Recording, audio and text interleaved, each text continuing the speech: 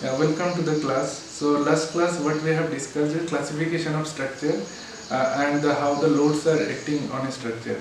So in this lecture today we will discuss about the idealization of structure. So in real structure it may have different size and shape, but we have to idealize the structure in a simple form so that we can use our structural engineering methods to calculate deflections and basically we can do the structure analysis. So today we will see how we can idealize the structure, basically the joint. So when the two members are connecting each other, so in that joint, how actually we can model it or we can idealize it in a mathematical manner. So let's see today. Lecture will be the idealized structures. So what is idealization of structure?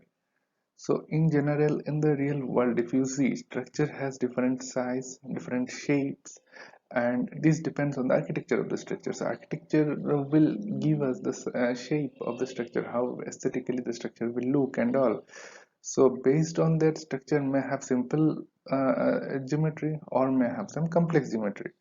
So to do the structure analysis, so structure analysis is nothing but, as we discussed in our previous lectures as well, structure analysis is nothing but the calculation of deflection and the slope, basically how it is bending after application of load. All these parameters basically we are finding out in the structural analysis. So we have to idealize the structure. So in real structure it may be in a different shapes, but to do our structural analysis we have discussed in few last classes about different laws and different rules we have. So to apply the equations in the structure, so we have to first simplify the structural shape. So that actually we call it idealization. So how accurately we idealize the real structure, that much accurately results we will get it. So normally in general, structures are straight, rectangular or circular or trapezoidal, some perfect geometry may be there. But the main problem here is the joints. So when two members are connecting, but here if you see, two members are connecting.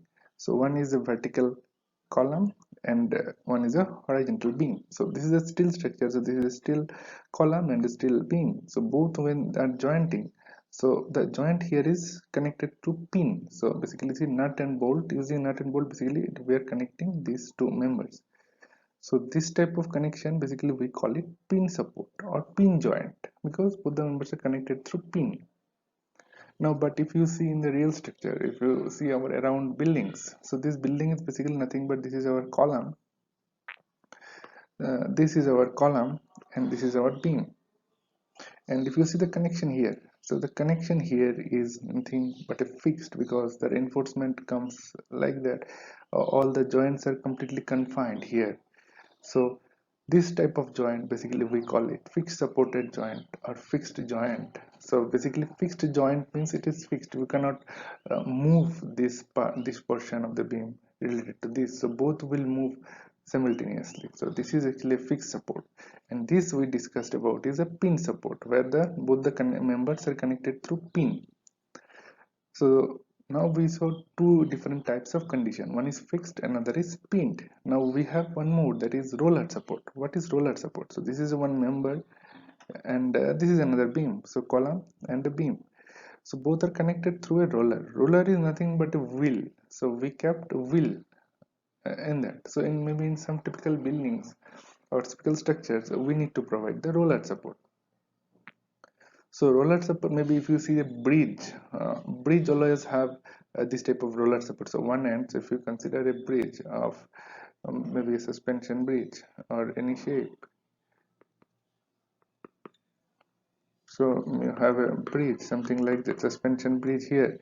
So this joint is nothing but a roller support, because during the summer time, then we road, this surface may have expanded. So this surface may have expanded. So we'll keep a small gap here. So this type of joint you will see there. So this type of joint, so during the summertime, so this slab member may expand and it may fill here. So because of this roller, it will simply move here and the joint will takes place. So this type of roller supports. So broadly we'll see these three different types of joints. First one is pin support, this one is pin support, and then we have fixed support, and then we have roller support. So now we have to idealize in any structure with these three basic support conditions. So maybe some structure may not be perfectly fixed, or maybe some structure may be perfectly pinned. So we have to assume based on that whichever has more proportion, and then we have to do it. So our mathematical term, actually we denote pin support in this fashion. So we'll have a triangle and the dot. So this, when you see a problem with this type of diagram, so this we consider it as a pin support. Similarly for this also. So if you see a truss structure, so truss structure will always have so pin support. So this is a truss maybe. So these all points are basically pin support. So similarly for fixed, what will denote this is fixed and this. So this is our beam and then fixed this part. So this is our, if we donate it as a fixed support. Now how will you donate roller support? So roller support will be fix a hinge and then we'll keep two dots at the bottom. So this is our roller support. So next time when you see this type of symbols, we'll understand that this is a pin support. Similarly for when you see this type of roller thing, then it will be roller support. So for example, here I have shown a demo of actual structure. So here if you see, this is a bridge girder. Okay, so this one side, this is a bridge girder. So this one is basically the roller which I am talking. So this actually can move in both the directions. So this structure may be idealized in this form. So one end, maybe this end, far end, if you see, this is a fixed, whereas this side is simply, and whereas this side is simply resting on this support. So this is the thing we draw here. So this side is a fixed support and this side is basically nothing but a point. The joint B is nothing but a roller support and load is applied. So we'll do the structural analysis. So this is the actual beam, and how we idealize the beam is nothing but, so this is nothing but a pin support, right? Pin is connected here. So this is a pin support, and this is, it can slide at the joint B. So this is why we keep it roller support here, and load is applied P. So we'll do our structure analysis with this structure. So although this is our original structure, so we drawn original to this and then we came back and drawn our idealization structure. So here another diagram of typical pin joint is shown here in this portion. So both the members are nothing but connected through pin here. So pin structure and hinge joint. So both is shown here. So now both last whatever we discussed was basically bridge structure we have shown. Now we'll see how ideal the frames are idealized. So typically you will see this type of structure in many maybe in a warehouse where loads and all are taken. So these everything you can see here. So loads are applied here, and this is our original structure, actual structure. Now if you convert into idealization structure, we'll simply subtract this joint as a fixed joint, because see, this here pin connection may be there, but this is also connected. So this basically both the members cannot move relatively. So whatever movement will happen, this also will move. So both are, this is actually a fixed joint. So that's a fixed joint here. Similarly here also we will see both the structures are both the using both the connections, it is completely held on the ground. So that's why it is a fixed here at the load electric. So we'll do, this is our actual structure and this is our idealization structure. So we'll do our structure analysis here. In this beam we'll do our structure analysis. Similarly, if you see, this is a roof truss, many where you can see this is a roof truss, and there's so many these different types of joints are there. So this can be idealized into this structure. So simple structure with load is applied, because at the slab a slab load will be there. So slab load is something like that will denote, and then we'll do a structural analysis, and these two supports are actually idealized with these two column vertical reactions, and using this we'll do our simple structural analysis.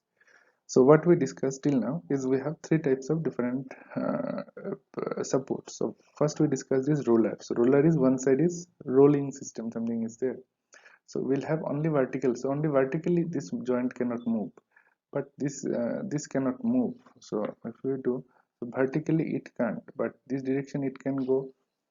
Horizontally this joint can move. So that's the only reaction you will see. Vertically only reaction is there, but other two directions are there. Similarly here also roller support. So this joint can move in this direction, whereas this direction moment is not allowed. So reaction will be there in this direction, but in this direction there is no reaction force. Similarly for rocker, so this is one type of roller. The basic category is three: roller, hinge, and the fixed. So this is first category. In that subcategory is roller, rocker. So simply it will rock in the, it will rotate basically. For example, here it will slide in horizontal movement, but this joint is basically can rotate. So only one reaction is vertical reaction here. Similarly for links also. So only this rotation is allowed, remaining part are not allowed. So next part is hinge as we discussed. So hinge has actually two reactions. So hinge or pin joint. So this and this, both the reaction will be there because this joint cannot go down or cannot slide also in this direction. So we'll apply some, we will have some reaction force, Newton's third law. But this joint actually is free to rotate in this direction. So hinge joint basically will have two reactions, Rx and Ry, but there is no restraint in the rotation. So rotation is allowed, whereas these two translations are not allowed. Similarly for fixed, if you see, and nothing is allowed. So fixed, you have horizontal, vertical, as well as the rotation moment as well. So this joint cannot move in any direction as well as it cannot rotate also. So maximum structure in our building, all the joints are categorizing as a fixed joint. Although these are not 100% fixed, but almost 90% fixed in our structure. So hinge, we will see hinge support in many cases, like our doors joint is basically hinged. So it can rotate, but horizontal vertical movement is not allowed. So you can assume the door as a hinge. Similarly for roller, if you see uh, roller roller support, maybe in a sliding door or anywhere. So all these things you can see as a roller support. So today we discussed up to this. So today what we have discussed is how we can idealize the structure. Basically we discussed how we can model the joints. So we have seen there are three types of, basically three types of joints. One is hinge joint, a roller joint, and a fixed joint, and how the reactions also vary from these three different types of joints. Okay, thank you.